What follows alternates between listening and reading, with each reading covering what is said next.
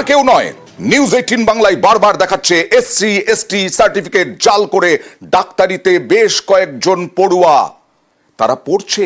যেমন পরমব্রত রায়, শুধু ডাক্তারি পড়ুয়া নয়, কনস্টেবল পদেও চাকরি ভুয়ো এসসি এসটি সার্টিফিকেট দিয়ে আমরাই দেখিয়েছি।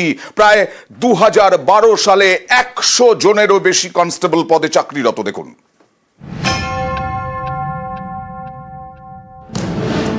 ভুয়ো এসটি সার্টিফিকেট দেখিয়ে ডাক্তারিতে ভর্তি, আবার ভুয়ো সার্টিফিকেট দেখিয়ে পুলিশেও চাকরি। কলকাতা পুলিশের কনস্টেবল পদে এভাবেই জালিয়াতি করে চাকরি মিলেছে বলে চাঞ্চল্যকর অভিযোগ। 2012 সালে কলকাতা পুলিশের কনস্টেবল পদে নিয়োগ করা হয়। সেই সময় প্রায় 100 জন প্রার্থী ভুয়ো এসটি সার্টিফিকেট দেখিয়ে চাকরি পান। চাঞ্চল্যকর অভিযোগ পশ্চিমবঙ্গ আদিবাসী কল্যাণ সমিতির। কলকাতা পুলিশের কাছে তারা এ নিয়ে নালিশ জানায়। যেখানে পুলিশ নিয়োগ বা বিভিন্ন ধরনের এই বিডিও এসডিও বা ডিএম মানে প্রশাসনিক যে পদ, সিভিল সার্ভিসের যে পদ, সেইখানেও কিন্তু এসটি লিস্টের নন এসটিরা কিন্তু এনলিস্টেড হয়েছে। এটা অনেক দুঃখজনক, হতাশাজনক বিষয় যে স্বাধীনতার 76-77 বছর পরও যদি আদিবাসীদেরকে তাদের সেই 6% মানে রিজার্ভেশন বা 7.5% রিজার্ভেশনের জন্য যদি আন্দোলন করতে হয় বারে বারে, এটা মোটেই কাম্য নয়।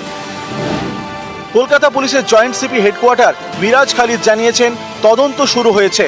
ভুয়ো এসটি সার্টিফিকেট দেখিয়ে ঊর্ধ্বধারীর চাকরি, এই অভিযোগ পেয়ে উদ্বিগ্ন আদিবাসী কল্যাণ দপ্তর। তারা অনগ্রসর শ্রেণী কল্যাণ দপ্তরকে বলেছে তদন্ত করে দেখতে। এর আগে ভুয়ো এসটি সার্টিফিকেট দেখিয়ে ডাক্তারিতে ভর্তি হওয়ার অভিযোগ ওঠে।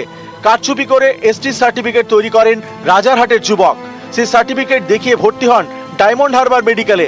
এই নিয়েও সরব হয় পশ্চিমবঙ্গ আদিবাসী কল্যাণ সমিতি। এবার তারা কলকাতা পুলিশের নিয়োগের কারচুপির অভিযোগে সরব। এ বিষয়ে লালবাজার জানিয়েছে, বিভিন্ন সময়ে ভুয়ো সার্টিফিকেট দেখিয়ে চাকরির আবেদনের অভিযোগ সামনে এসেছে। এরকম হলে নিয়োগ তো দূরের কথা, আবেদনপত্রই বাতিল করে দেওয়া হয়। 2012 সালে যাদের নামে অভিযোগ উঠছে তারা দীর্ঘদিন কলকাতা পুলিশের একাধিক ডিভিশন এবং ব্যাটালিয়নে কাজ করেছেন। তাদের সব নথি খতিয়ে দেখা হচ্ছে।